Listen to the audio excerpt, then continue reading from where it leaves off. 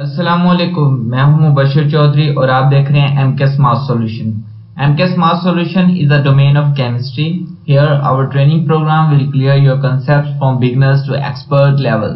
It means MK Smart Solution का मकसद है कि हमने तमाम स्टूडेंट्स के लिए मैट्रिक टू मास्टर लेवल तक तमाम केमिस्ट्री कोर्सेज को डिजिटलाइज करना है और हर लेवल के स्टूडेंट के लिए बहुत ही ज्यादा आसान और मददगार प्लेटफॉर्म क्रिएट करना है. चलिए अब देखते हैं आज का टॉपिक. अब बात करते हैं अल्केन्स के बारे में. अल्केन्स क्या होते हैं? Those hydrocarbons which contain carbon-carbon single bond in their molecule are known as alkane. मतलब वो तमाम हाइड्रोकार्बन्स जिनमें कार्बन के दरमियान सिंगल कोवेलेंट बॉन्ड पाया जाता है उन्हें अल्केन्स कहा जाता है. अब देखते हैं characteristics of alkane. They are the simplest form of hydrocarbon. मतलब कि हाइड्रोकार्बन्स की सादा तरीन हालत को अल्केन्स कहा जाता है. All the four valencies of hydrocarbons are fully satisfied. Therefore, they are least reactive. That's why they are called the paraffins, means less reactive. मतलब कि जब भी अल्केन्स की कॉन्फ़िगरेशन को एनालाइज किया जाता है, स्टडी किया जाता है, तो हर एक कार्बन कंपोनेंट दूसरे कार्बन कंपोनेंट के साथ सिंगल कोवेलेंट बॉन्ड से जुड़ा होता है. इसकी वजह से हम कह सकते हैं कि ये simplest form of the hydrocarbons है.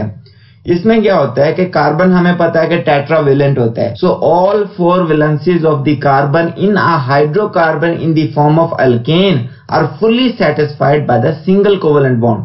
Therefore they are known as the least reactive. देखिए, single covalent bond are much stronger than the double covalent bond. हम आगे जाके बहुत ज्यादा डिटेल से सिग्मा बॉन्ड और पाई बॉन्ड के कंसेप्ट को एनालाइज करेंगे, जिसकी वजह से अल्केन्स को अल्कीन से स्ट्रॉन्गर माना जाता है. देखिए, अल्केन्स में दो कार्बन के दरमियान सिंगल बॉन्ड की वजह से जो केमिकल स्ट्रेंथ प्रोड्यूस होती है, उसकी वजह से हम कह सकते हैं कि अल्केन्स के दरमियान जो बॉन्डिंग है वो ज्यादा स्ट्रॉन्गर होती है, क्योंकि वो दोनों कार्बन एक दूसरे के साथ ज्यादा स्ट्रांगली अटैच होते हैं. यही वजह है कि अल्केन्स लीस्ट रिएक्टिव होते हैं और लीस्ट रिएक्टिव नेचर होने की वजह से अल्केन्स को पैराफिन्स कहा जाता है, मतलब कि लेस रिएक्टिव कहा जाता है.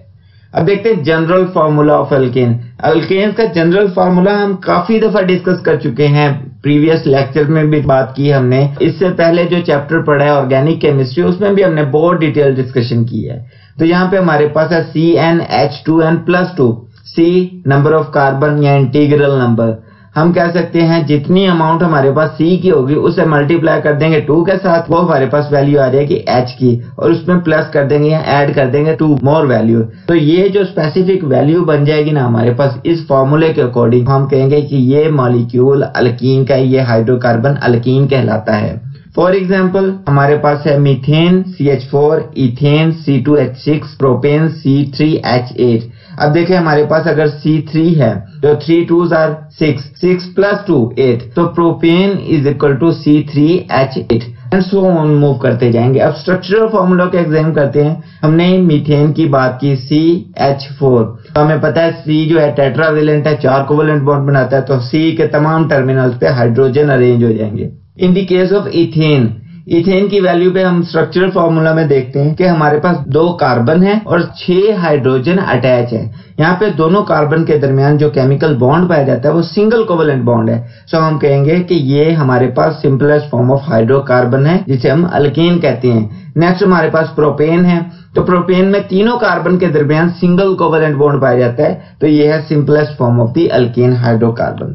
ठीक है, अब देखते हैं सोर्सेज ऑफ अल्केन. अल्केन्स के कौन कौन से सोर्सेज हो सकते हैं? देखिए, अल्केन हाइड्रोकार्बन है, हाइड्रोकार्बन ऑर्गेनिक कंपाउंड्स हैं, और ऑर्गेनिक कंपाउंड हम पिछले चैप्टर में बहुत ज्यादा डिटेल से ऑर्गेनिक कंपाउंड्स के सोर्सेज को डिस्कस कर चुके हैं.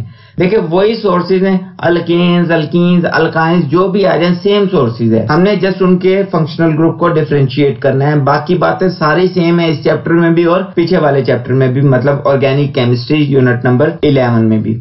अब देखते हैं सोर्सेज ऑफ अल्केन. अल्केन के सोर्सेज कौन कौन से हैं? The main source are petroleum and natural gas.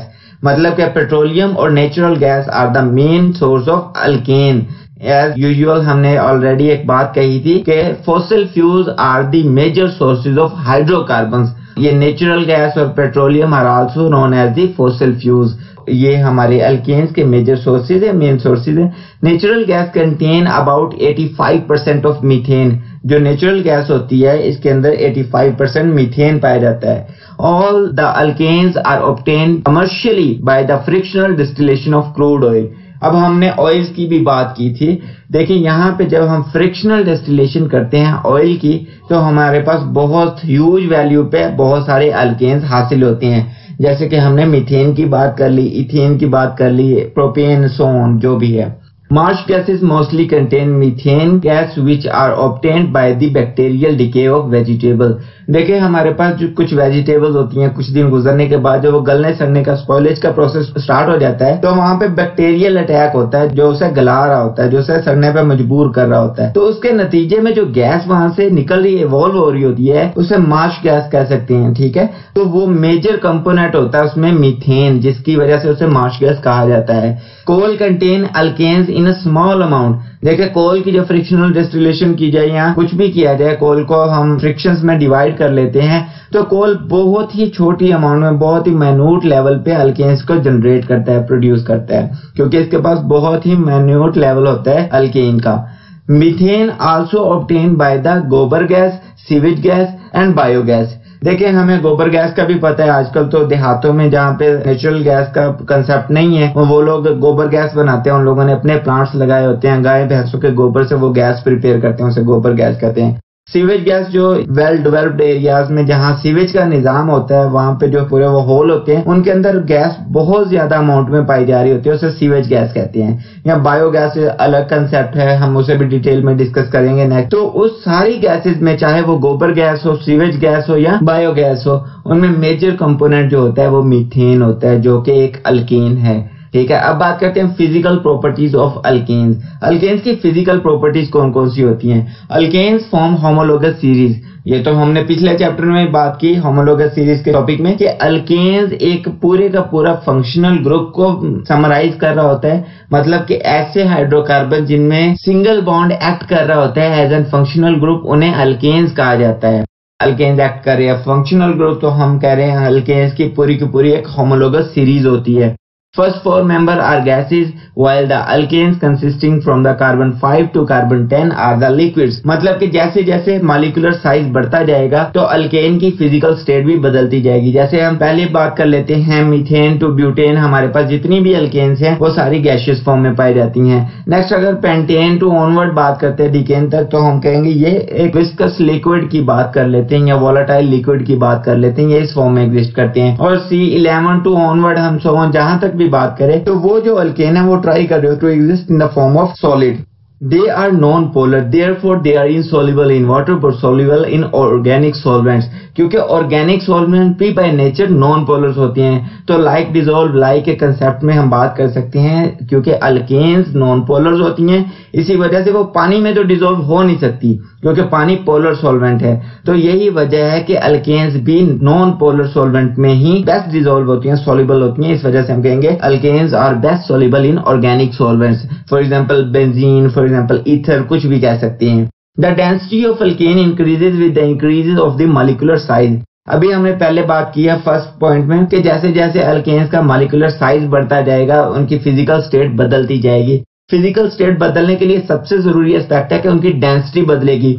पहले वो गैसियस फॉर्म में थे तो डेंसिटी कम थी, फिर वो लिक्विड फॉर्म में है तो डेंसिटी थोड़ी बढ़ गई, फिर वो और ज्यादा डेंसिटी के पेचीदा होने की वजह से वो सॉलिड फेज में कन्वर्ट हो जाएंगे। डेंसिटी बढ़ रही होती है मॉलिक्यूलर साइज की वजह से। जैसे जैसे कार्बन कंटेंट बढ़ रहा होगा, मॉलिक्यूलर साइज बढ़ रहा होगा। That also affect on the melting and boiling point due to the increase in the intermolecular forces among their molecules. अब देखिए जब मॉलिक्यूल्स का साइज बढ़ रहा है तो इंटरमॉलिक्यूलर फोर्सेज भी डेवलप हो रही हैं, इंट्रामॉलिक्यूलर फोर्सेज भी डेवलप हो रही हैं।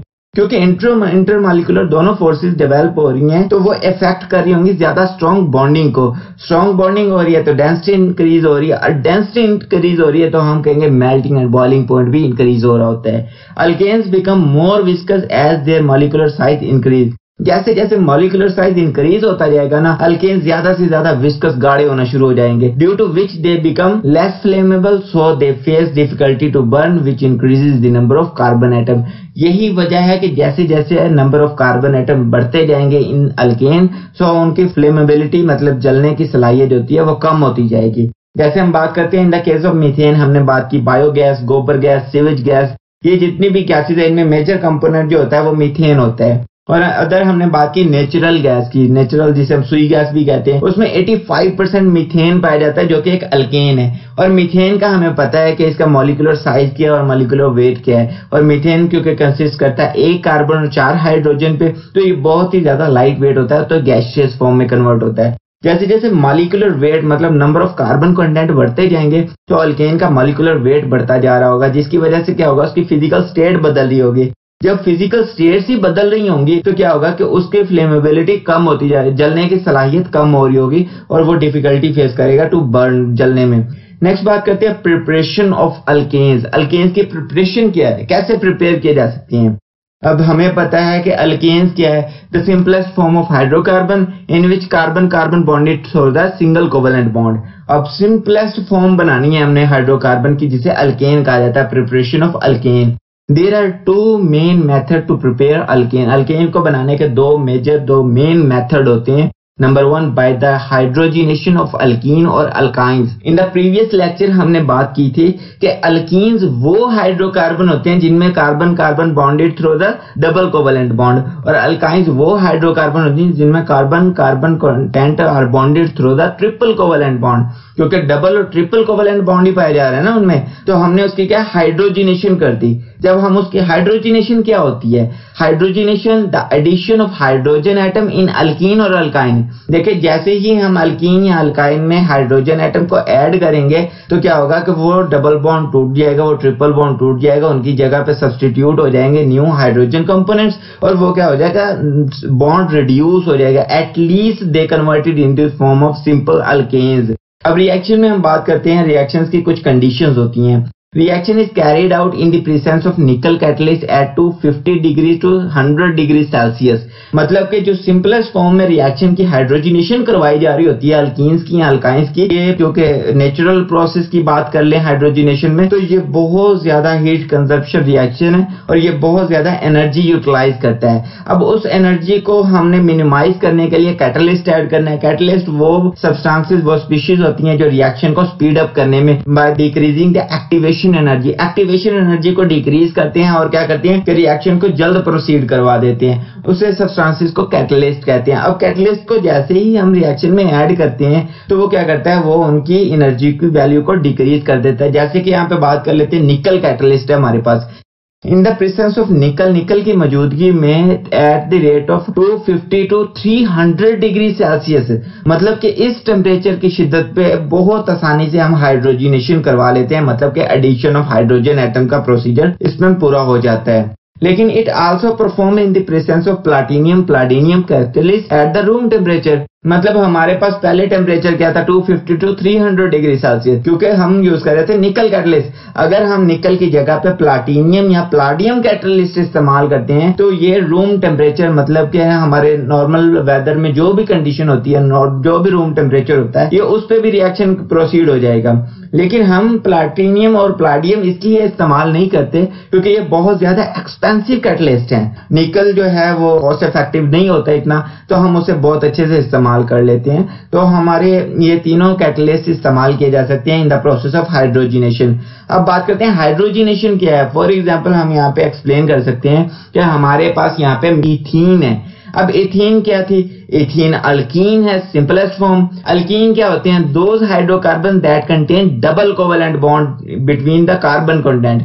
अब यहाँ पे कार्बन एटम है हमारे पास 2। अब ये दोनों कार्बन एटम एक दूसरे के साथ लिंक्ड है through the double bond, double covalent bond के थ्रू लिंक्ड है। अब हमने क्या करना है, हमने इस इथीन की हाइड्रोजिनेशन करवानी है। मतलब यहाँ पे कितने कार्बन है, 2 कार्बन है इथीन में और 4 हाइड्रोजन है। According to the general formula of alkane, यहाँ पे अगर हमने इस इथीन को इथेन में कन्वर्ट करना है तो ये 2 कार्बन और 6 हाइड्रोजन होने चाहिए। तो इसका मतलब क्या है, ये इथेन के दरमियान जो डबल बॉन्ड है इसे रिमूव करके कन्वर्ट करना होगा इन the form of single covalent bond. तो जब हम हाइड्रोजन मॉलिक्यूल को ऐड करते हैं विद रिस्पेक्ट टू इथीन, तो हमने निकल की मौजूदगी में 250 से 300 डिग्री सेल्सियस का टेम्परेचर प्रोवाइड करना है। और निकल कैटलिस्ट की मौजूदगी में जब ये रिएक्शन परफॉर्म करवाते हैं तो कार्बन कार्बन के दरमियान डबल बॉन्ड जो होता है वो ब्रेक कर जाता है, वो टूट जाता है और उसके बाद क्या हो जाता है, इथीन जो है वो इथेन में कन्वर्ट हो गया। मतलब कि अल्कीन्स जो जो है वो अल्केन में कन्वर्ट होगी। देखिए हमारे पास ये बड़ा अच्छा कंसेप्ट है इस बात को मेमोराइज करने का, याद रखने का कि अल्केन्स कौन सी है और अल्कीन्स कौन सी और अल्काइंस कौन सी हैं। यहाँ पे हमारे पास है इथीन, इथीन के एंड पे ENE, मतलब कि ये अल्कीन्स हैं। और नेक्स्ट हमने प्रोड्यूस क्या किया, अल्केन्स, मतलब इथेन, तो इथेन के एंड पे आ रहा है ANE। सो हम इस बात से अंदाजा लगा सकते हैं कि जिसके एंड पे ENE आ रहा होगा वो अल्कीन्स हैं और उनमें डबल बॉन्ड पाए जा रहे हैं, और जिसके एंड के ANE आ रहा है वो अल्केन्स हैं और उनमें सिंगल कोवेलेंट बॉन्ड पाया जा रहा होता है। अब ये दूसरी एग्जांपल में हमने बात की थी, यहाँ तो अल्काइंस की भी हाइड्रोजनेशन करवा के हम उसे भी अल्केन में कन्वर्ट कर सकते हैं। तो यहाँ पे बड़ी मजे की चीज है, हमारे पास है एसिटालीन, यहाँ पे 2C और 2H है हमारे पास एसिटालीन में, लेकिन यहाँ पे ट्रिपल कोवेलेंट बॉन्ड पाया जा रहा है between the both carbon content, दोनों कार्बन एटम्स के दरमियान ट्रिपल कोवेलेंट बॉन्ड है। तो हमें पता है कि कार्बन टेट्रावेलेंट है, कार्बन ने ट्रिपल कोवेलेंट बॉन्ड तो दरमियान में बना लिया और एक एक हाइड्रोजन के साथ एक एक कोवेलेंट बॉन्ड बना दिया। अब हमने क्या करना है कि हमने कार्बन के साथ 2 हाइड्रोजन मॉलिक्यूल्स को रिएक्ट करवाना है, यानी कि 2 मोल हमने हाइड्रोजन मॉलिक्यूल ले लिए। जब हम निकल कैटलिस्ट की मौजूदगी में 250 to 300 डिग्री सेल्सियस टेम्परेचर पे इंटरेक्शन करवाते हैं, रिएक्शन प्रोसीड करवाते हैं जिसे हम हाइड्रोजनेशन कहते हैं, उसके रिजल्ट में हमारे पास क्या बन जाएगा, इथेन बन जाएगा, CH3 बॉन्डेड टू CH3, मतलब कि C2H6। In the whole case of we can conclude that alkane can be formed through this reaction of hydrogenation. Next reaction है हमारे पास, alkanes can also be prepared by the reduction of alkyl halide। alkyl halide क्या होते हैं? In the previous chapter हमने बहुत अच्छे से discuss किया था फंक्शनल ग्रुप्स में कि alkyl halide मतलब कि ऐसे हाइड्रोकार्बन्स जो क्या करते हैं कि हैलोजेंस के साथ इंटरेक्ट करवाते हैं through the formation of alkyl group and halide group. मतलब अल्काइल कुछ भी हो सकता है, हमारे पास मिथाइल हो सकता है, ब्यूटाइल, प्रोपाइल, इथाइल, कुछ भी हो सकता है। तो ये जब इंटरेक्ट करते हैं हैलाइड ग्रुप के साथ, हैलाइड ग्रुप कुछ भी हो सकते हैं, क्लोरीन, फ्लोरीन, ब्रोमीन, आयोडीन, कुछ भी हो सकता है। तो जब इनके साथ रिएक्शन करवाए, इनकी रिडक्शन करवाई जाए तो उसके नतीजे में भी हमारे पास क्या बनता है, अल्केन्स बनते हैं। अब रिडक्शन क्या होती है? Reduction is a process to addition of nascent hydrogen. मतलब हमने केमिस्ट्री में भी पढ़ा था कि रिडक्शन और ऑक्सीडेशन, यूनिट नंबर 7 इलेक्ट्रोकेमिस्ट्री में, कि addition of hydrogen is also known as reduction. हमने क्या करना है कि किसी भी रिएक्शन में जब हाइड्रोजन कंपोनेंट को ऐड करते हैं ना, तो हम कहते हैं इस रिएक्शन में इस कंपोनेंट की रिडक्शन हो रही है। Addition of hydrogen is known as reduction, addition of electrons is known as reduction, removal of oxygen is known as reduction. So यहाँ पे हमने इसकी रिडक्शन कैसे करनी है कि हमने यहाँ पे हाइड्रोजन को ऐड करना है और वो भी नेसेंट हाइड्रोजन को ऐड करना है इन the form of reduction. In fact, it is the replacement of halogen atom with hydrogen atom। ये ऐसा रिएक्शंस होते हैं जिसमें क्या होता है कि अल्काइल हैलाइड में हाइड्रोजन एटम को रिप्लेस कर दिया जाएगा थ्रू द हैलोजन एटम।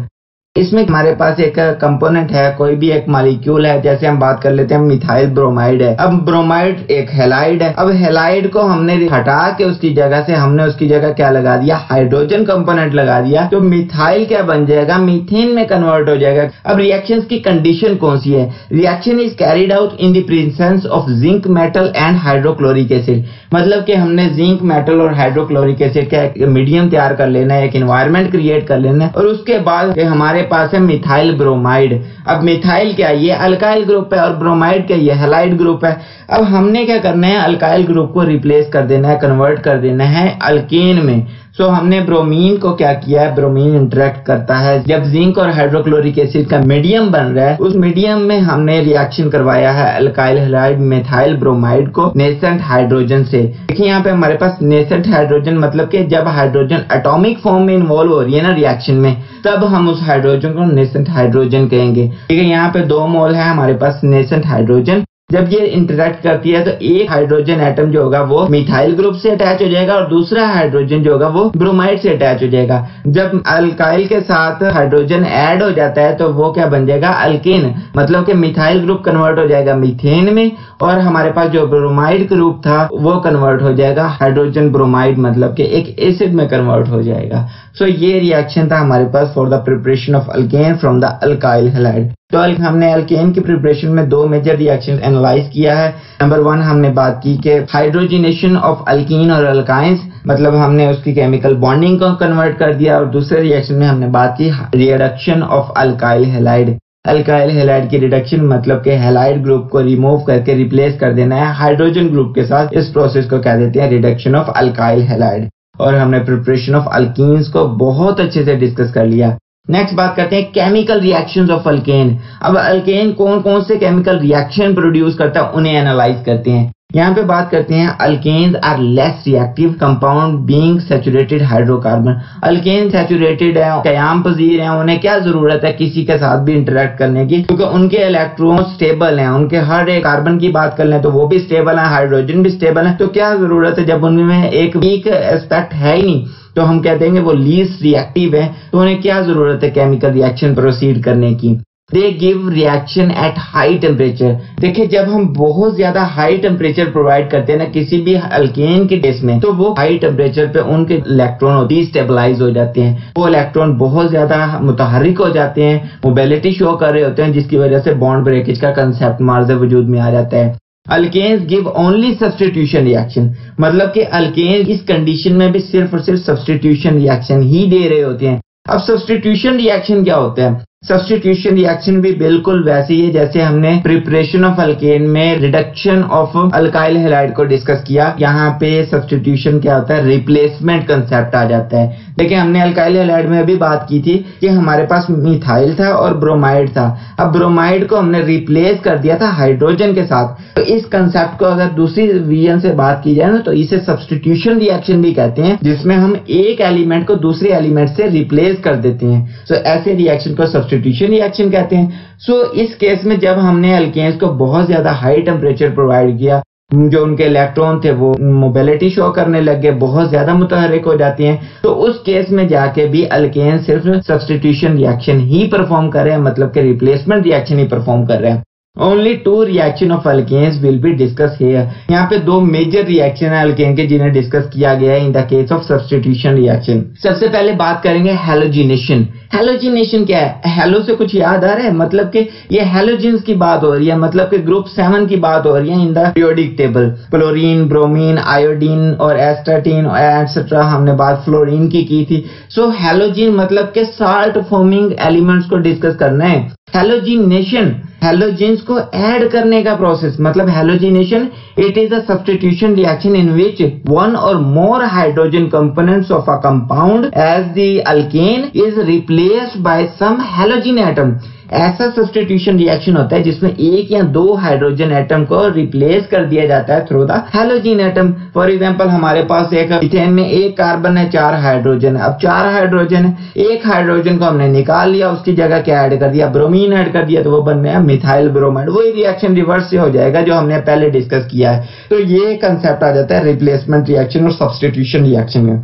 सो यहाँ पे 2 कंडीशन है हैलोजिनेशन के कंसेप्ट में हमारे पास। Number 1, halogenation produce a reaction in bright sunlight, मतलब जब एनवायरनमेंट बहुत ज्यादा गर्म होता है, हाई टेम्परेचर होता है, तब अल्केन्स कैसे हैलोजिनेशन परफॉर्म कर रहे होते हैं।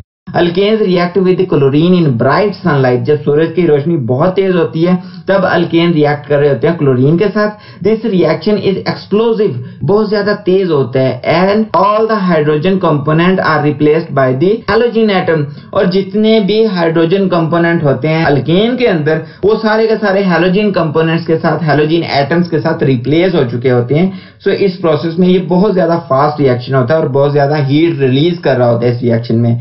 It gives carbon and hydrogen chloride, मतलब कि हाइड्रोक्लोरिक एसिड भी देता है और प्योर फॉर्म ऑफ कार्बन भी दे रहा होता है। जैसे कि हम एग्जांपल में बात करते हैं, हमारे पास एक कंपोनेंट है, एक कंपाउंड मीथेन। मीथेन क्या करता है? इंटरेक्ट करता है हैलोजन के साथ। हैलोजन में हमारे पास 2 मोल क्लोरीन है, और इन the case of bright sunlight, बहुत ज्यादा तेज सूरज की रोशनी होती है जिसकी मौजूदगी में क्लोरीन इंटरेक्ट करता है टर्मिनल हाइड्रोजन के साथ और कन्वर्ट हो जाता है हाइड्रोक्लोरिक एसिड में। ठीक है, तो यहाँ पे देख रहे हैं कि 2 मोल क्लोरीन मॉलिक्यूल ने जब हाइड्रोजन कंपोनेंट ऑफ मीथेन के साथ इंटरेक्शन प्रोवाइड किया है तो 4 मोल हाइड्रोक्लोरिक एसिड बना दिया, और इसके बाद जो कार्बन है वो प्योर कंपोनेंट में, मतलब प्योर कार्बन कार्बन कंटेंट में कन्वर्ट हो गया। सो ये रिएक्शन था इन the case of bright sunlight. अब बात करते हैं हैलोजिनेशन इन डिफ्यूज सनलाइट, मतलब कि जब सूरज की रोशनी डलती है उस टाइम में हैलोजिनेशन कैसे हो रही होती है। A series of reactions take place, मतलब इस केस में एक रिएक्शंस की बहुत लंबी सीरीज होती है जो स्टेप बाय स्टेप मूव कर रहा होता है reaction. Each step substitute hydrogen to halogen one by one, मतलब एक हमारे पास है कंसेप्ट, जैसे हम एग्जांपल में बात करते हैं, हमारे पास है मीथेन। मीथेन एक अल्केन है और अल्केन ने जैसी हैलोजिनेशन करनी है, मतलब कि क्लोरीन मॉलिक्यूल के साथ रिएक्ट करेगा in the case of diffuse sunlight, तो हम कह सकते हैं यहाँ पे हमारे पास एक हाइड्रोजन जो होगा वो रिप्लेस हो जाएगा एक क्लोरीन के साथ, और वो क्लोरीन और हाइड्रोजन मिलके हाइड्रोक्लोरिक एसिड बना देंगे, और दूसरा एटम जो होगा क्लोरीन का वो ऐड हो जाएगा मिथाइल में, तो वो क्लोरोमीथेन बना देंगे। सो ये कि मीथेन जो अल्केन कन्वर्ट हो गया अल्काइल हैलाइड में, और उसका जो एक हाइड्रोजन रिप्लेस किया था, सब्स्टिट्यूट किया था, वो हाइड्रोक्लोरिक एसिड बना देगा। इन नेक्स्ट स्टेप जो अल्काइल हैलाइड हमें यहाँ मिला है वो क्लोरोमीथेन दोबारा इंटरेक्ट करेगा दूसरे क्लोरीन मॉलिक्यूल के साथ उसी कंडीशन में, और उसके रिजल्ट में क्या होगा कि दूसरा हाइड्रोजन भी रिप्लेस होकर हाइड्रोक्लोरिक एसिड बना देगा और डाई क्लोरोमीथेन बन जाएगा। देखिए यहाँ पे नजर आ रहा है हमें कि पहले CH3 है, उसके बाद वो जब रिएक्शन परफॉर्म हो गया क्लोरीन के साथ तो CH2 बॉन्डेड टू एक क्लोराइड ये रहा, दूसरा क्लोराइड यहाँ है CH2Cl2, मतलब के डाई क्लोरोमीथेन हमारे पास एक कंपाउंड बन जाएगा in the result of this reaction. इसके बाद फिर से रिएक्शन रिपीट होगा, मतलब कि डाई क्लोरोमीथेन को दोबारा फिर हैलोजिनेशन करवाई जाएगी, क्लोरीन मॉलिक्यूल इंटरेक्ट करेगा और उसके बाद वो तीसरा हाइड्रोजन को भी रिप्लेस कर देगा विद अदर क्लोराइड रेडिकल के साथ, तो वो क्लोरोफॉर्म बना देगा, मतलब CHCl3 ये क्लोरोफॉर्म बन जाएगा, और दोबारा फिर वो 1 by 1 हाइड्रोजन रिमूव होते जाएंगे इन the case of HCl hydrochloric acid की फॉर्म में। तो हमारे पास जो क्लोरोफॉर्म होगा मतलब CHCl3 होगा वो दोबारा फिर परफॉर्म किया जाएगा in the form of hydrogenation, और दोबारा जो चौथा हाइड्रोजन है उसे भी रिप्लेस कर देगा विद क्लोराइड रेडिकल और hydrochloric acid and carbon tetra chloride में कन्वर्ट हो जाएगा। ये अल्केन का रिएक्शन है जिसमें हम हैलोजिनेशन रिएक्शन परफॉर्म करवा रहे हैं इन डिफरेंट कंडीशंस। देखिए यहाँ पे पहले जिस कंडीशन की बात की है वो ब्राइट सनलाइट की, तो बहुत ज्यादा तेज रोशनी थी सूरज की, उसके रिजल्ट में फौरन ही क्लोरीन जो है वो इंटरेक्ट करेगा अल्केन के हाइड्रोजन कंपोनेंट्स के साथ और हाइड्रोक्लोरिक एसिड में कन्वर्ट हो जाएगा और प्योर कार्बन में कन्वर्ट हो जाएगा। लेकिन जब हमने इंटरेक्शन करवाया है अल्केन का इन द डिफ्यूज सनलाइट इस फॉर्म में, तो क्लोरीन जो होगा वो स्टेप बाय स्टेप इंटरेक्ट करेगा अल्केन के साथ और कन्वर्ट होता जाएगा step by step toward the first बात करेंगे क्लोरोमीथेन, फिर बनेंगे डाइक्लोरोमीथेन, फिर बात करेंगे क्लोरोफॉर्म, फिर बात करेंगे carbon tetrachloride. Till this consider compound step by step reaction proceed होता ही जाएगा। सो नेक्स्ट हम बात करते हैं अल्केन के केमिकल रिएक्शंस के अंदर कंबस्शन रिएक्शन। कंबस्शन रिएक्शन क्या होता है? जलने का process. Alkanes are burned in the presence of excess air or oxygen to produce a carbon dioxide and water and heat। मतलब कि अल्केन को जब जलाया जाता है तो उसमें ऑक्सीजन की जो क्वांटिटी है वो बहुत ज्यादा होनी चाहिए या एयर बहुत ज्यादा अमाउंट में पाई जा रही हो एनवायरनमेंट में, तब अल्केन्स जो होते हैं वो जलते हैं, जलने का प्रोसीजर शो करते हैं। अब देखें, हमने पता है कि जितने भी अल्केन हैं या जितने भी हाइड्रोकार्बन हैं वो दो एलिमेंट से बनते हैं, मतलब कार्बन और हाइड्रोजन। क्योंकि इसमें कार्बन पाया जा रहा है और ये ऑक्सीजन की मौजूदगी में जल रहा है, तो मतलब वो कार्बन ऑक्सीजन के साथ इंटरेक्ट करेगा और कार्बन डाइऑक्साइड में कन्वर्ट हो जाएगा। और क्योंकि हाइड्रोजन पाया जा रहा है और जब वो हाइड्रोजन कंपोनेंट ऑक्सीजन के साथ इंटरेक्ट करेगा तो वो H2O मतलब पानी में कन्वर्ट हो जाएगा। और तीसरा कंपोनेंट है हीट, हरारत, एनर्जी। क्योंकि कार्बन कार्बन बॉन्ड जो है वो बहुत ज्यादा स्ट्रॉन्ग होता है इन द केस ऑफ अल्केन, तो जब उस बॉन्ड को तोड़ा जा रहा होगा तो बहुत ज्यादा एनर्जी रिलीज हो रही होती है जो इन the form of heat convert हो जाएगी। It is highly exothermic reaction. हमने अभी बात की है जब कार्बन कार्बन बॉन्ड ब्रेक होता है तो बहुत ज्यादा हीट रिलीज होती है। इसका मतलब कि ये जो रिएक्शन होगा combustion reaction of alkane are very highly exothermic reaction, बहुत ज्यादा हीट रिलीज करने वाला रिएक्शन है। This reaction take place in the automobile engine and domestic appliances. मतलब हम कह सकते हैं कि जो भी ऑटोमोबाइल्स के इंजन है, फॉसिल फ्यूल्स के जलने का प्रोसेस हो रहा होता है उसमें ये रिएक्शन वहां पे भी हो रहा होता है। डोमेस्टिक एप्लायंस में बात कर लेते हैं, घर में हम जो लकड़ियों की आग जला रहे होते हैं या फिर कोल को जला रहे होते हैं, या फिर हम बात कर रहे हैं नेचुरल गैस को जब जला जला रहे होते हैं तो ये प्रोसीजर हो रहा है। फॉर एग्जांपल हमने बात की नेचुरल गैस में 85% मीथेन पाया जा रहा है। अब हम मीथेन को एनालाइज करते हैं। अब हमारे पास है मीथेन CH4। जब मीथेन को जलाया जाएगा in the presence of oxygen in the process of excess air, so क्या होगा, कार्बन जो होगा वो कन्वर्ट हो जाएगा कार्बन डाइऑक्साइड में, जैसे ये नजर आ रहा है, और हाइड्रोजन कंपोनेंट कन्वर्ट हो रहा है वाटर में H2O में। लेकिन जो कार्बन के दरमियान जो इंटरमॉलिक्यूलर फोर्सेस के दरमियान या हाइड्रोजन और कार्बन के दरमियान जो भी एनर्जी स्टोर होगी ना, जब वो एनर्जी रिलीज होगी तो वो कन्वर्ट हो जाएगी in the form of heat, हरारत की शक्ल में। When there are the limited amount of oxygen, देखिए हमने पहला उस केस को स्टडी किया जब अल्केन को जलाया जाए in the presence of excess air, बहुत ज्यादा ऑक्सीजन की मिकदार हो ना, जब उस एनवायरनमेंट में जलाया जाए तो हमारे पास कार्बन डाइऑक्साइड, वाटर और हीट आती है, ये प्रोडक्ट होती है। अब दूसरा केस क्या है, जब अल्केन को लिमिटेड अमाउंट ऑफ ऑक्सीजन में जलाया जाता है तब क्या होता है, उस केस में incomplete combustion take place, produce carbon monoxide. यहाँ पे क्या हो रहा है कि जब इनकम्प्लीट कंबस्शन होती है, देखिए वहां तो कंप्लीट कंबस्शन होगी, जितनी मिकदार अल्केन की है उससे कई गुना ज्यादा मिकदार ऑक्सीजन की है, इजीली वो सारा कुछ ब्रेक होता है, इजीली कार्बन कंज्यूम होती है, इजीली हाइड्रोजन कंज्यूम होती है, और जो वो कंपोनेंट है रेलिवेंट जैसे कि कार्बन डाइऑक्साइड और वाटर बनते हैं। लेकिन इस केस में जब ऑक्सीजन की मिकदार जो है, amount of oxygen is very limited, बहुत ज्यादा महदूद होती है, और अल्केन की मिकदार ज्यादा होती है, तो क्या होता है, इनकम्प्लीट कंबस्शन होती है, जिसके रिजल्ट में कार्बन मोनोऑक्साइड बनती है। जब देखिए ऑक्सीजन की सप्लाई लिमिटेड होगी ना, तो वो हाइड्रोजन को भी तो उसने कहीं ना कहीं मिनिमाइज करना है, ऑप्टिमाइज करके उसने पूरा एक रिएक्शन सेटअप करना है। तो इस केस में क्या होगा, वो कार्बन मोनोऑक्साइड प्रोड्यूस करेगा बजाय इसके कि वो कार्बन डाइऑक्साइड प्रोड्यूस करे। अब कार्बन डाइऑक्साइड जो होता है ना, वो एनवायरमेंट के लिए अच्छा होता है एक लिमिट के अंदर अंदर, मतलब कि हम लोग जैसे ऑक्सीजन इस्तेमाल करते हैं फॉर द ब्रीथिंग, पौधे कार्बन डाइऑक्साइड इस्तेमाल कर रहे होते हैं, ठीक है, फॉर ब्रीथिंग। वो कार्बन डाइऑक्साइड इनहेल कर रहे होते हैं और ऑक्सीजन एक्सहेल कर रहे होते हैं। ऑक्सीजन इनहेल कर रहे होते हैं और कार्बन डाइऑक्साइड एक्सहेल कर रहे होते हैं। लेकिन इस केस में जब कार्बन मोनोऑक्साइड जनरेट हो रही है, ये हाईली टॉक्सिक कंपाउंड होता है, हेल्थ के लिए भी अच्छा नहीं होता और पौधों की हेल्थ के लिए भी अच्छा नहीं होता, which creates suffocation and cause death।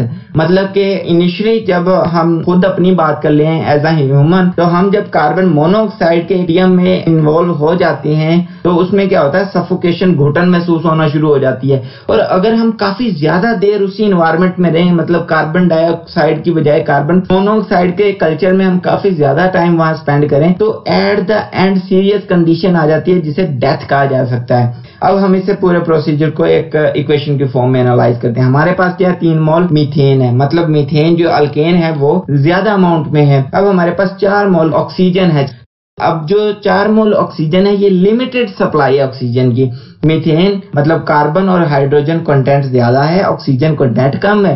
जब इन दोनों का इंटरेक्शन होता है तो क्या करता है, सबसे पहले तो H2O बन जाता है। उसके बाद जितनी ऑक्सीजन बच जाएगी ना, वो इंटरेक्ट करेगी कार्बन के साथ, और एटलीस्ट जो भी ऑक्सीजन बची है उसने इंटरेक्ट किया कार्बन के साथ और कन्वर्ट हो गया कार्बन मोनोऑक्साइड की फॉर्म में। और फिर भी जो बाकी कार्बन कंटेंट बच जाएगा वो एज इट इज सामने आ जाएगा। जैसे इस इक्वेशन में हम देख लेते हैं, हमारे पास 3 मोल है मीथेन के CH4, 4 मोल है ऑक्सीजन के O2 के। जब ये इंटरेक्ट करते हैं तो 6 मोल H2O बनाते हैं, मतलब कि 6 ऑक्सीजन के एटम इन्वॉल्व हो गए हैं H2O में। और उसके बाद जो बाकी बच गई है ऑक्सीजन, मतलब कि 2 एटम ऑक्सीजन के बच गए हैं, वो कार्बन के साथ इंटरेक्ट करेंगे और 2 मोल बना देंगे कार्बन मोनोऑक्साइड। अब फिर भी हमारे पास एक जो एटम होगा कार्बन का बच जाएगा, वो एज इट इज आ जाएगा। सो ये प्रोडक्ट्स हमारे पास आ जाते हैं in the case of incomplete combustion. और दूसरे प्रोसीजर में जब कंप्लीट कंबस्शन कह सकते हैं in the case of excess air और एक्सेस अमाउंट ऑफ ऑक्सीजन, जो हमारे पास मेन प्रोडक्ट होते हैं कार्बन डाइऑक्साइड और हीट। अब importance of combustion, due to this process alkane are used as the fuels. इसी प्रोसेस की वजह से अल्केन इस्तेमाल होते हैं एज अ फ्यूल के तौर पे इस्तेमाल होते हैं। अब फ्यूल क्या होता है, फ्यूल जब बर्न करता है तो हीट रिलीज करता है, मतलब कि एनर्जी रिलीज करता है, जैसे हमने फर्स्ट इक्वेशन में देखा। जब हीट रिलीज होगी, एनर्जी रिलीज होगी, तो वो एनर्जी यूज की जाएगी मैकेनिकल वर्क में। तो मैकेनिकल वर्क में इस्तेमाल हो रही है तो हम कहेंगे अल्केन्स को इस्तेमाल किया जाता है एज एन फ्यूल। तो बहुत सारे नेचर के ऐसे प्रोसेसेस होंगे जिन्हें परफॉर्म किया जा रहा होगा। अब बात करते हैं यूजेस ऑफ अल्केन्स। अल्केन्स के इस्तेमालात। देखिए हमने कहा है कि 85% नेचुरल गैस में मीथेन पाई जा रही होती है और बेसिक कंपोनेंट जो होते हैं गैसियस फॉर्म में पाए जा रहे होते हैं, जैसे मीथेन, इथेन, प्रोपेन। सो हम यहाँ पे बात करते हैं uses of methane and ethane as the major component of alkane because they are exist in more random और more abundant value. Methane as prepared in natural gas so use as fuel, क्योंकि methane जो होती है वो natural gas में पाई जा रही होती है और वहीं पे बन रही होती है। सो हम क्या करते हैं, नेचुरल गैस को तो एज अ फ्यूल यूज करते हैं। सो हम कह सकते हैं कि methane is use as the fuel, as a fuel इस्तेमाल हो रही होती है। Compressed natural gas CNG is use in automobiles, मतलब कि हम कह सकते हैं गाड़ियों में जो नेचुरल गैस है वो इस्तेमाल हो रही होती है as a CNG, compressed natural gas. होती तो वो भी नेचुरल गैस है लेकिन वो कंप्रेस्ड फॉर्म में होती है। तो हमें पता है नेचुरल गैस में मेजर कंपोनेंट जो होता है वो मीथेन होता है। सो हम कह सकते हैं कि फ्यूल में हम पहले भी वही कंसेप्ट बात कर चुके हैं, लेकिन ऑटोमोबाइल्स में हम अलग कंसेप्ट पे बात कर सकते हैं ना, कि ये एज अ फ्यूल ऑटोमोबाइल्स में भी इस्तेमाल होती है। और फर्स्ट हमने बात की नेचुरल गैस इस्तेमाल होती है as a fuel in the domestic purpose, in the industrial purpose. और दूसरे पॉइंट में हमने बात की कि ये इस्तेमाल होती है एज एन कमर्शियल पर्पस, मतलब कि व्हीकल को इस्तेमाल करने के लिए भी ये इस्तेमाल की जाती है as a CNG। These gases are used in manufacturing of chemicals. Chemicals बनाने के लिए भी इस्तेमाल की जाती है ये gas. As the methane are involved to prepare carbon black, methyl alcohol, carbon tetrachloride, formaldehyde, acetaldehyde, मतलब ये तमाम जो हमारे पास प्रोडक्ट्स हैं, कंपाउंड्स हैं, ये तमाम बनाने के लिए भी नेचुरल गैस इस्तेमाल की जाती है। नेचुरल गैस में मीथेन पाई जा रही है और मीथेन में कार्बन कंटेंट पाया जा रहा है। जब कार्बन कंटेंट मतलब कि मीथेन इंटरेक्ट करेगी डिफरेंट रिएक्शन में एज अ रॉ मटेरियल, तो पीछे हमने पढ़ लिया कि प्योर कार्बन आ जाती है जिसे हम कार्बन ब्लैक कहते हैं in the case of incomplete combustion. और उसके पहले हमने बात की थी हैलोजिनेशन ऑफ अल्केन की बात की, इन the case of bright sunlight में बात की थी, तब भी हमारे पास जो है एज अ कार्बन ब्लैक हमारे पास प्योर कार्बन आ जाती है। नेक्स्ट हमने बात की मिथाइल अल्कोहल की फॉर्म में, ये भी एक्ट कर रहा होता है जब मीथेन को इन्वॉल्व करते हैं किसी रिएक्शन में और वो क्या करती है मिथाइल अल्कोहल की फॉर्म में कन्वर्ट करती है। तो ये भी कंपाउंड हमारे फर्दर किसी इस्तेमाल में आता है टू प्रिपेयर द सेपरेट, जो हम मेडिकल फील्ड में इस्तेमाल कर रहे होते हैं as a medicine to cure the wound. तो हम नेक्स्ट बात करते हैं कार्बन टेट्राक्लोराइड। जब हमने हैलोजिनेशन की मीथेन की इन द डिफ्यूज इन्वायरमेंट, मतलब डिफ्यूज सनलाइट में जब हमने हाइड्रोजनेशन परफॉर्म की थी, तब हमारे पास फाइनल प्रोडक्ट जो आया था वो कार्बन टेट्राक्लोराइड था। अब फॉर्मेल्डिहाइड भी प्रोड्यूस किए जा रहे हैं, एसिटाल्डिहाइड भी प्रोड्यूस किए, तो so methane is involve to prepare different compounds. Carbon black is used for the manufacturing of shoe polish, printer ink and as filler in the rubber industry। मतलब कि अब कार्बन ब्लैक की बात की हमने सबसे पहले, जो प्रिपेयर की जा रही थी under the result of halogenation of alkane in the bright sunlight. ठीक है, तो ये किस में इस्तेमाल हो रही होती है, शू पॉलिश बनाने के लिए, प्रिंटर की इंक बनाने के लिए, जो हमारे पास फोटोकॉपी वाली मशीन होती हैं इनके अंदर जो इंक इस्तेमाल की जा रही है वो बनाने के लिए कार्बन ब्लैक का इस्तेमाल किया जा रहा होता है। रबर इंडस्ट्री में फिलर के तौर पे भी इसे इस्तेमाल किया जाता है। Chloroform is used as the solvent for the rubber and wax preparation. देखिए हमने जब रबर या फिर वैक्सेस बनाने होते हैं ना, तो हम उसमें क्लोरोफॉर्म को यूज करते हैं एज अ सॉल्वेंट। नेक्स्ट हमने बात की थी carbon tetrachloride. Carbon tetrachloride is used as an industrial solvent and in dry cleaning. मतलब हमने कई प्रोसेसेस ऐसे भी पढ़े हैं in the case of industrial chemistry class 9th में कार्बन टेट्राक्लोराइड को एज अ सॉल्वेंट इस्तेमाल किया जाता है। जैसे हमने बात की थी पेपर इंडस्ट्री में इस्तेमाल कर रहे थे to prepare the paper pulp, या फिर हम ड्राई क्लीनिंग की बात कर रहे थे तब भी हमने कार्बन टेट्राक्लोराइड का जिक्र किया था। तो हमने वन बाय वन एनालाइज कर लिया कि कैसे अल्केन्स को प्रिपेयर किया जाता है, कैसे अल्केन्स के केमिकल रिएक्शन परफॉर्म किए जाते हैं, कौन कौन सी प्रॉपर्टीज शो कर रहे हैं, मतलब फिजिकल प्रॉपर्टीज कौन कौन सी होती हैं। उसके बाद हमने इनकी केमिकल प्रॉपर्टीज को एनालाइज किया। लास्ट बट नॉट लीस्ट हमने बात की कि अल्केन्स के यूजेस कौन से हैं, जिसमें हमने major component as the methane and ethane को एनालाइज किया under the influence of different industries. उम्मीद करता हूँ हमारी ये मेहनत आपके लिए मददगार साबित हो। प्लीज हमारे चैनल को सब्सक्राइब, लाइक, शेयर जरूर करें। और अगर आप इस तमाम कोर्स को एक ऑर्गेनाइज्ड वे में स्टडी करना चाहते हैं तो आप हमारी वेबसाइट mksmathsolution.blogspot.com, जिसका लिंक डिस्क्रिप्शन में मौजूद है, उसे विजिट करें। यहाँ पे आपको आपके कोर्स से रिलेटेड तमाम डाटा एक वेल ऑर्गेनाइज्ड फॉर्म में मिलेगा from the matric to master level. Thanks to watch. If you have any query, you can find me in comment box or you can also contact me on WhatsApp. Khuda Hafiz.